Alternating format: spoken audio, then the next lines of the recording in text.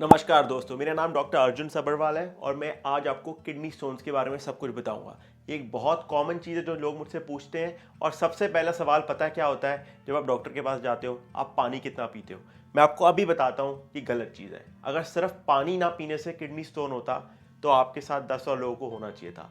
सवाल आता है आपके मन में कि मुझे क्यों किडनी स्टोन हुआ और दूसरों को क्यों नहीं हुआ। ये मेरी क्वालिफिकेशन है। आइए शुरू करते हैं किडनी स्टोन्स के बारे में। जैसे मैंने आपको पहले बोला कि कुछ लोगों को किडनी स्टोन्स होता है बट कुछ को नहीं होता। ऐसा क्यों भाई? तो क्या फैक्टर्स हैं जो एक्चुअली किडनी स्टोन को बनाते हैं? स्टोन बनता क्यों है? और जब स्टोन बनता है, कौन से टाइप का स्टोन बनता है? क्योंकि 4-5 डिफरेंट टाइप ऑफ स्टोन होते हैं। फिर और भी कई मिसकंसेप्शंस है। क्या बेयर पीने से स्टोन नहीं होता? क्या जब स्टोन होता है आपको पानी ज़्यादा पीना चाहिए बट खाने में कोई रोक नहीं रखनी चाहिए? तो ये सारे कन्फ्यूजन आज क्लियर होगी। हमने ये times of India urological science से लिया है, comprehensive investigation of prevalence and risk factors, मतलब कि कितना किडनी स्टोन का रिस्क है और कितने लोगों को किडनी स्टोन है इंडिया में। तो आप यहाँ पर देख सकते हैं कि 140 मिलियन लोगों को किडनी स्टोन है भारत में, मतलब कि 14 करोड़ लोग, ऑलमोस्ट 10% पॉपुलेशन को कभी किसी पॉइंट पे किडनी स्टोन या पथरी हुई होगी।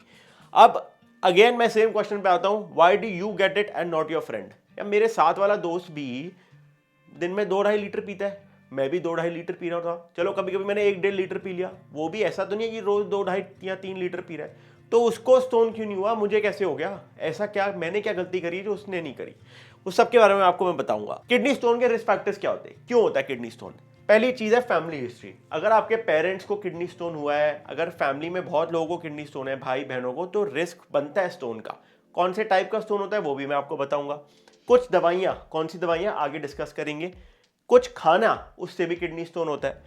डाइजेस्टिव इश्यूज, कई लोग बोलते हैं कि जिनको एसिडिटी ज़्यादा होती है, पेट जिनका ज़्यादा खराब होता है, उनको किडनी स्टोन का रिस्क बन सकता है। इसका क्या रीज़न है आगे बताएंगे। डिहाइड्रेशन एक है, डिहाइड्रेशन प्रमोट करता है स्टोन बनाना। डिहाइड्रेशन की वजह से स्टोन नहीं बनता, प्रमोशन होती है कि हाँ यार स्टोन बन सकता है। बेसिकली ये चीज़ होगी कि आपकी बॉडी में कोई प्रॉब्लम है जिसकी वजह से स्टोन बन रहा है और डिहाइड्रेशन उस प्रॉब्लम को एम्पलीफाई कर देता है। ठीक है, तो चीज क्या है जो मैं बोल रहा हूं कि प्रॉब्लम समझनी जरूरी है, क्योंकि एक बार प्रॉब्लम ठीक हो गई तो फिर पानी कम या ज्यादा पियो तो स्टोन बार बार नहीं होगा। ये मेन चीज है। ओबेसिटी, अगर आपको मोटापा हो तो भी किडनी स्टोन हो सकता है। ठीक है, कि क्या डिफरेंट टाइप के स्टोन होते हैं, आपने शायद इनके बारे में ना सुना हो, बट ये बहुत जरूरी है पता करना। सबसे कॉमन है कैल्शियम के किडनी स्टोन्स, ये 80% लोगों में होते हैं। ठीक है, दूसरा स्ट्रोवाइट स्टोन, ये बहुत बड़े पत्थर होते हैं, ये आपको आराम से दिख जाएंगे एक्सरे में। फिर यूरिक एसिड स्टोन और सिस्टीन स्टोन, इनका बहुत कम है रिस्क। सिस्टीन स्टोन्स की बात करें तो फैमिली हिस्ट्री बहुत इंपॉर्टेंट है यहाँ पर, क्योंकि अगर सिस्टीन स्टोन्स की बात करें तो फैमिली हिस्ट्री बहुत इंपॉर्टेंट है यहाँ पर, क्योंकि अगर फैमिली में बहुत लोगों को स्टोन हो रहा है तो मोस्ट लाइकली सिस्टीन स्टोन है। यूरिक एसिड स्टोन के बारे में भी बात करेंगे। अगर आपको जॉइंट पेन होता है, आपका पेट खराब रहता है, तो यूरिक एसिड स्टोन का रिस्क बढ़ जाता है। ठीक है, अब कैसे पता चलता है स्टोन कौन सा है वो भी मैं आपको बताऊंगा। कैल्शियम स्टोन के बारे में बात करते हैं थोड़ा, क्योंकि सबसे कॉमन स्टोन है। जो रिस्क फैक्टर्स हैं आप देख सकते हैं, कैल्शियम और विटामिन डी सप्लीमेंट। जो लोग बहुत ज्यादा विटामिन डी और कैल्शियम सप्लीमेंट लेते हैं उससे कैल्शियम स्टोन का रिस्क फैक्टर बढ़ता है। बट इसका ये मतलब नहीं कि कैल्शियम नहीं लेना, ये भी एक बहुत बड़ा मिसकंसेप्शन है। तो food very high in oxalate. Oxalate क्या चीज है भाई, ऑक्जेलेट के बारे में भी बात करेंगे। फिर आपके avocado, dates, grape fruit, kiwi, oranges, tomato, ये सब ऑक्जेलेट से भरे हुए हैं। तो ऑक्जेलेट से क्या प्रॉब्लम है मैं बताऊंगा। कैल्शियम ऑक्जेलेट स्टोन्स या कैल्शियम स्टोन्स ऑक्जेलेट खाने से क्यों प्रेसिपिटेट हो सकते हैं। स्ट्रोवाइट स्टोन की बात करें, अगेन बहुत कम है, 10% लोगों में होता है। ये 3 चीजों से बना है, मैग्नीशियम, अमोनिया, फॉस्फेट। इसके रिस्क फैक्टर क्या है? बार बार आपको अगर पेशाब वाली जगह में इंफेक्शन हो रहा है तो रिकरेंट यूरिनरी ट्रैक्ट इंफेक्शन, इसकी वजह से कुछ ऑर्गेनिज्म आ जाते हैं जैसे प्रोटियस, वो ये वाला स्टोन बना सकता है। ठीक है, बेसिकली आपको इसके बारे में बताना चाहिए, कैल्शियम के बारे में, क्योंकि सबसे कॉमन स्टोन। अब आगे बात करते हैं रिकरेंट किडनी स्टोन्स के। ये मैंने नेशनल किडनी फाउंडेशन से लिया है। People who keep getting kidney stones include those who eat a high protein low fibre diet. देखिए प्रोटीन प्रॉब्लम नहीं है, बट प्रोटीन के साथ फाइबर भी जरूरी है। फाइबर नहीं लोगे तो डाइजेशन नहीं होगी।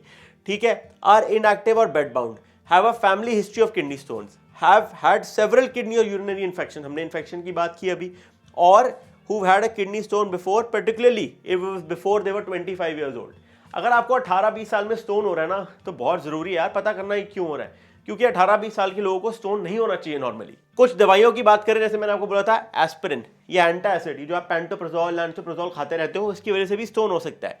कुछ दवाइयां जो हम देते हैं एज किडनी स्पेशलिस्ट, डायोरेटिक्स, इनसे हम पानी निकालते हैं, बॉडी से नमक निकालते हैं, उसकी वजह से भी स्टोन हो सकता है। कुछ एंटीबायोटिक्स हो गई और कुछ HIV की दवाइयाँ जिसकी वजह से स्टोन हो सकता है। इसलिए हमेशा डॉक्टर के साथ फॉलोअप करना जरूरी है, गाइडेंस में रहना जरूरी है, चेक करते रहना है कोई साइड इफेक्ट तो नहीं हो रहा। अब देखो, मैंने बात किया था फैमिली हिस्ट्री के बारे में, ये एक बहुत इंपॉर्टेंट ट्री है, समझना जरूरी है। ये अगर तब देखना है अगर आपको बचपन से बहुत स्टोन हो रहे हैं, 10-12 साल के थे आपको स्टोन होने शुरू हो गए, यार क्यों हो रहा है स्टोन, क्या मेरे पापा को भी स्टोन हुआ था, क्या मेरी मॉम को स्टोन हुआ था।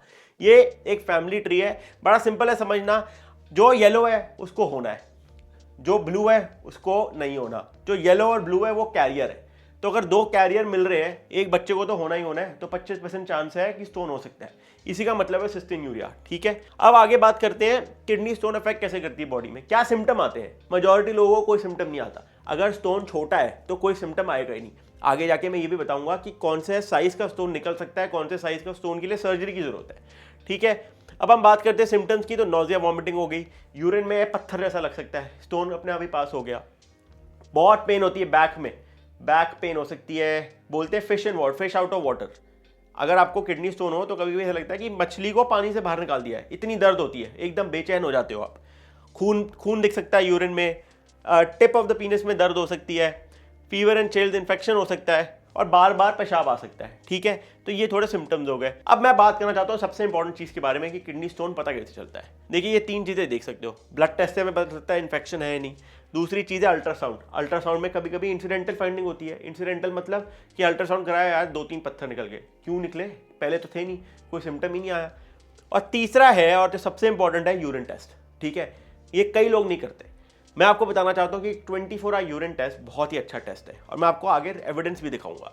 The role of 24 hour urine collection in the management of kidney stones. ठीक है, अब यहां पे क्या लिखा है, ये हमने national kidney foundation, Cleveland clinic और एक बहुत बड़ी बड़ी जर्नल से लिया है, और उन्होंने बोला है कि हाई रिस्क स्टोन फॉर्मर्स, मतलब जो यंग पेशेंट है और जो बार बार पत्थर हो रहा है, उनको एक हुआ, दवाई खाई निकल गया, एक और हो गया, उनको 2 24 आवर यूरिन सैंपल कलेक्ट करने चाहिए, ये देखने के लिए कि कौन सा पत्थर आ रहा है। 24 आवर यूरिन में क्या देखते हैं, कैल्शियम कितना है, फॉस्फेट कितना है, ऑक्जेलेट कितना है, सिस्टीन कितना है, यूरिक एसिड कितना है। ये हमें क्या बताता है कि कौन से टाइप का स्टोन है। याद है मैंने स्टार्टिंग की स्लाइड में बोला था कैल्शियम ऑक्जेलेट सबसे कॉमन है। एक बार पता चल गया कि स्टोन कौन से टाइप का है, तो फिर उसका ट्रीटमेंट भी हो सकता है। अगर कैल्शियम ऑक्जेलेट नहीं है और सिस्टीन स्टोन है, तो उसका ट्रीटमेंट एकदम अलग है। तो स्टोन बहुत जरूरी पता करना कि स्टोन कौन से टाइप का है और क्यों हो रहा है स्टोन। ये भी चीजें, 2 चीजें बहुत जरूरी पता करना। ठीक है, तो ये टेस्ट आपको कराना चाहिए, अपने डॉक्टर से बात करिए। अगर आपको बार बार स्टोन हो रहा है तो 24 आवर यूरिन स्टोन एनालिसिस होता है, आप इंटरनेट पे सर्च कर सकते हैं, आराम से मैक्स वगैरह सारी लैब्स करती हैं। ठीक है, ट्रीटमेंट की थोड़ी बात करते हैं। क्या चांसेस है कि स्टोन निकल जाएगा, कितना बड़ा स्टोन निकल जाएगा, कितना बड़े स्टोन के लिए सर्जरी की जरूरत पड़ेगी या ऑपरेशन की जरूरत पड़ेगी।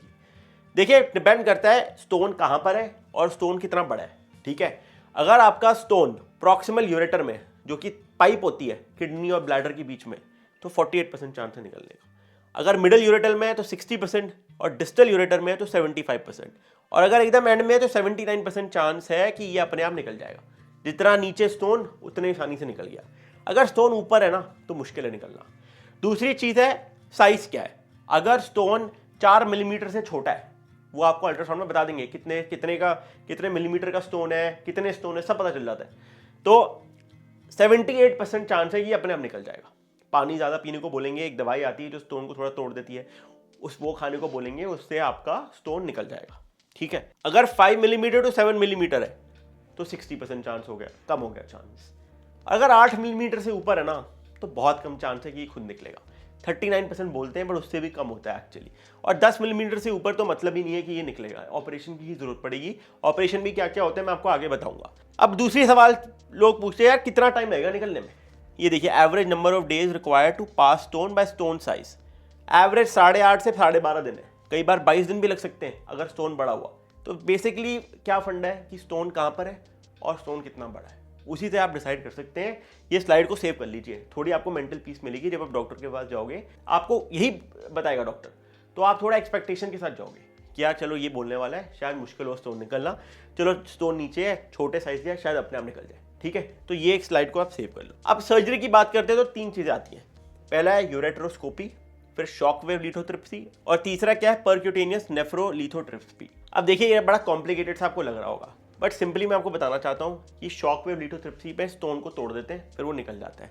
इसमें एक छेद करके स्टोन को निकालना पड़ता है, और इसमें भी एक कैमरा के थ्रू नीचे जाते हैं पेशाब वाली जगह से और स्टोन को निकालते हैं या स्टोन को तोड़ते हैं। और आप ये सारे प्रोसीजर देखो ना तो 1-2 घंटे में हो जाते हैं। तो इतने मेजर ऑपरेशन नहीं है और ऐसे घबराने की जरूरत नहीं है। और अगर आप देखोगे average days before you can go back to work, ureteroscopy में 8 दिन लगते हैं, इसमें 3.5 दिन लगते हैं, और इसमें 1 हफ्ता लगता है। ये भी स्टाइल बड़ी अच्छी लगी मुझे, kidneystoners.org, आप इनकी वेबसाइट चेक कर सकते हैं। ये सब कुछ बताते हैं किडनी स्टोन्स के बारे में। तो ये आपको एक ओवरव्यू देता है ट्रीटमेंट के बारे में। अब मैं बात करना चाहता हूँ थोड़ा डाइट के बारे में और थोड़े मिसकंसेप्शंस के बारे में। बेयर से किडनी स्टोन नहीं होते, पानी कम पीने से किडनी स्टोन होते हैं। हमने पानी की बात की, अगर आप पानी कम पियोगे ना तो क्या होता है कि रिस्क बढ़ सकता है किडनी स्टोन का। अगर आपके पास ऑलरेडी कोई प्री एग्जिस्टिंग प्रॉब्लम है जिससे आपको स्टोन हो रहा है, जिसके बारे में हमने ऑलरेडी बात की है, तो कम पानी पीने से वो स्टोन का फॉर्मेशन बढ़ा सकता है। वही अगेन सवाल पूछना चाहिए कि मेरे साथ हुआ, मेरे दोस्त के साथ क्यों नहीं हुआ? क्योंकि उसको वो प्रॉब्लम नहीं है, आपका है प्री डिटर्मिन्ड, बॉडी के अंदर ऑलरेडी प्रॉब्लम है जिसकी वजह से स्टोन हुआ। ठीक है, बेयर से किडनी स्टोन नहीं होते, ये झूठ है, ऐसा कुछ नहीं है। ये आपको डिहाइड्रेट करती है और कभी कभी स्टोन का रिस्क बढ़ा भी देती है, तो ये इसको भूल जाओ आप। ठीक है, पानी पे फोकस करो। कितना पानी पीना चाहिए जब स्टोन हो? 2.5 से 3 लीटर मिनिमम बोल रहा हूँ। 3 लीटर से ऊपर भी पीना पड़ता है कभी कभी जब स्टोन होता है। अब विटामिन सी की बात करते हैं। कई लोग बोलते हैं विटामिन सी से स्टोन नहीं होता। साथ लिखा है it is best to avoid high dose vitamin supplementation because this can lead to raise oxalate levels. हमने बात की थी कैल्शियम ऑक्सलेट स्टोन्स की। No more than 60 milligram per day is needed for a normal intake. अगर आप ज्यादा vitamin C लोगे तो इससे रिस्क बढ़ता है क्या स्टोन का? कम नहीं होता। दूसरी चीज बात करते हैं नमक की। नमक बहुत इंपॉर्टेंट है actually. Salt contains sodium and high sodium intake can increase calcium stone formation. Do not add salt to your food at the table. Use pepper, herbs, spices or vinegar as alternate flavorings. ये बोलता है कि 2300 से 3000 milligrams per day आपका sodium intake होना चाहिए, नमक का इंटेक, बल्कि मतलब कि 1 टीस्पून, बहुत ही कम होना चाहिए, क्योंकि इससे आपका रिस्क ऑफ स्टोन बढ़ता है। जितना ज़्यादा सोडियम, जितना ज़्यादा विटामिन सी बढ़ेगा। अब बात करते हैं इंटरनेशनल जर्नल ऑफ सर्जरी से हमने लिया है। लोग बोलते हैं डॉक्टर कैल्शियम ऑक्सलेट स्टोन हुआ है तो कैल्शियम खाना बंद कर दूँ। ये भी गलत चीज़ है। Is calcium in my diet bad for stones? Interestingly, reducing the amount of calcium in your diet can increase the risk of stone formation. तो बढ़ जाता है स्टोन का फॉर्मेशन अगर कैल्शियम कम किया। तो आपको कैल्शियम लेना है जो रिक्वायरमेंट है। 1000 milligram per day is safe. अगर आपको कैल्शियम का स्टोन है फिर भी आपको इतना कैल्शियम लेना है। अब ऑक्सलेट का क्या रोल है? ऑक्सलेट को कम करना है।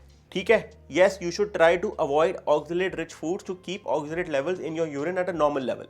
You should avoid eating celery, spinach, beetroot and sesame seeds, जिन सब में हाई ऑक्सलेट होता है। Black tea, chocolate, nuts, cocoa and are all moderately high oxalate. आगे फोटो भी दिखाऊंगा आपको मैं। ये देखिए हाई ऑक्सलेट फूड, यहाँ पे लिखा है लो ऑक्सलेट फूड। इसकी फोटो ले लो और ये QR कोड को स्कैन करो। ये QR कोड आपको एक PDF देता है। उस PDF में सब लिखा हुआ है, कितना ऑक्सलेट खाना है, कितना कैल्शियम खाना है, कौन सा खाना ऑक्सलेट में हाई है, कौन सा खाना कैल्शियम में हाई है, कैल्शियम में लो है, तो सब कुछ बताता है। ये बहुत अच्छा लगा मुझे। आप QR कोड को स्कैन करिए।